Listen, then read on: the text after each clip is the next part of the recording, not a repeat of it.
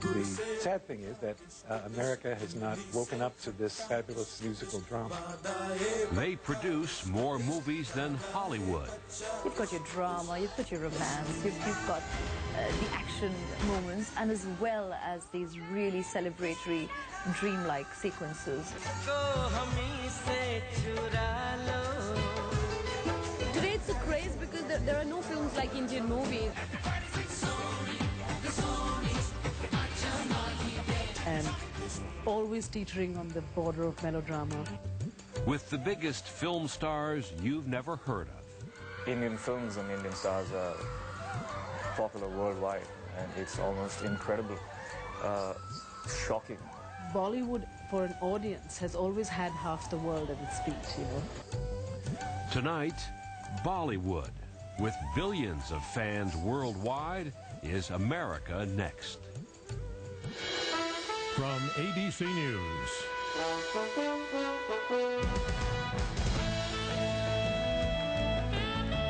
This is Nightline.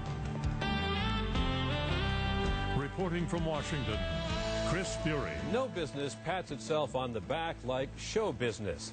And this Sunday, Hollywood kicks off its annual award season with the Golden Globes extravaganza. But as much as Hollywood likes to think it is the center of the movie-making universe, well, think again. That honor belongs to India and its thriving movie industry known as Bollywood. The B stands for Bombay. India now produces nearly twice as many movies as Hollywood, according to Screen Digest. The two biggest film stars in the world are Indian actors you've probably never heard of. And the global audience? No contest. 1 billion more people see Bollywood productions than watch Hollywood movies. The craze is slowly catching on here. A Bollywood-inspired musical, Bombay Dreams, had an 8-month run on Broadway last season. Next month, Miramax, a division of ABC parent Disney, is rolling out Bride and Prejudice, Hollywood's first major attempt at integrating the essence of Bollywood into a feature film. And those essential Bollywood ingredients, heaping quantities of melodrama, music, motion, and emotion. Today it's a craze because there are no films like Indian movies. I mean, where else in the world would you find a film where you can sing, you can dance, you can have emotion? India makes the most movies in any country in the world. And most of them are made in Bombay.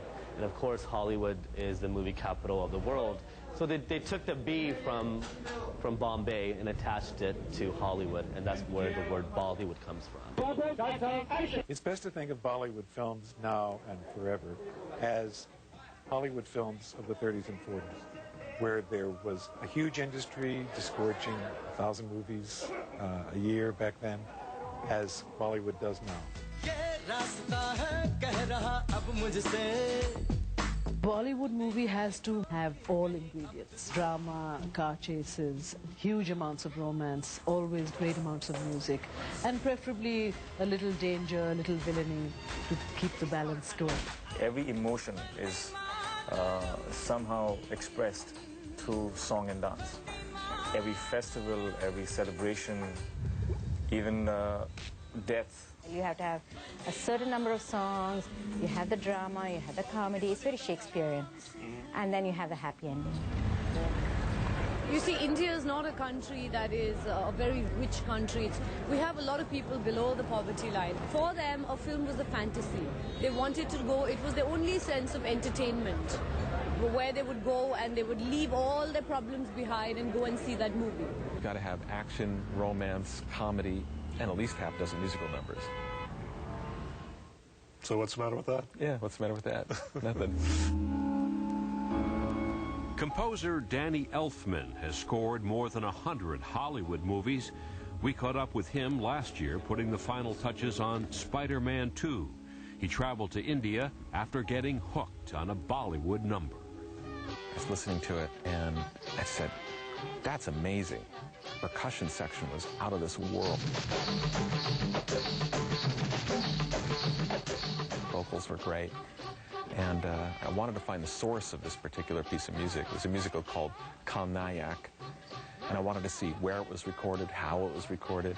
Sat in on some Indian film music sessions. It was great, really inspiring.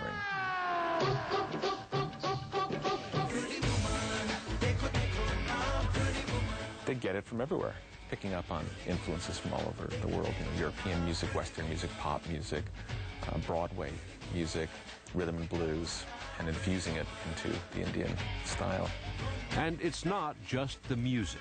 You could be the best actor in the world, you could be the best action guy in the world, you still have to dance. I opened up the first Bollywood dance school in the nation, and we opened back in 2003.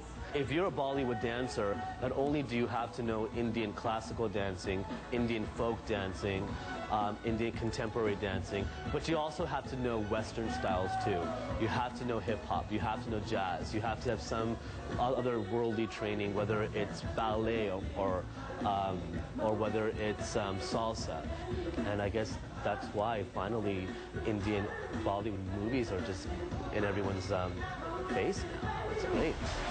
Moulin Rouge, what they did was, it was actually great. They took a Bollywood film song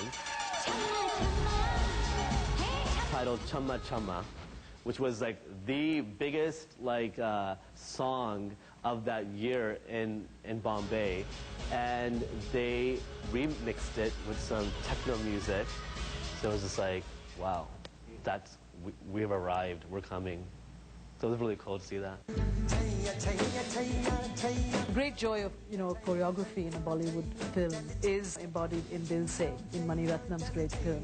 Shah Rukh Khan, one of our biggest movie stars, is on top of a train and with amazingly curvaceous, tribal women and loads of other guys suddenly in turbans on top of a train going through this beautiful hill landscape.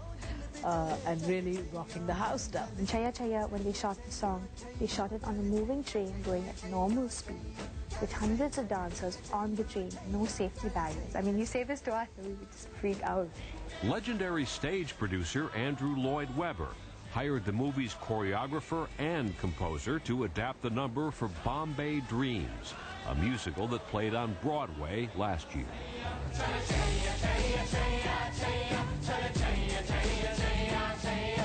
Chaya Chaya was the song that sold me on Indian music. This introduced me to a man named A.R. Rahman, who is the top-selling artist in record history.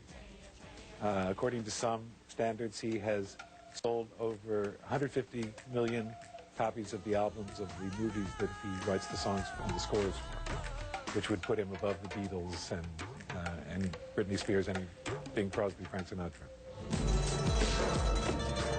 This song is again about love and about spiritual oneness, about the oneness of God. It's about peace. So when you listen to it, you don't need to know the meaning. You know exactly what it says. The man is indefatigable at writing beautiful tunes that, for my money, make it the best score on Broadway in a decade or so. When we come back, with billions of fans around the world, Bollywood dreams of success in the U.S. with a couple of stars poised to cross over. I would be technically a beginner, maybe, to the Western audience. The kind of offers that I have got from Hollywood, it's sort of nice to know, the back of my head that, we are getting closer. This is ABC News Nightline.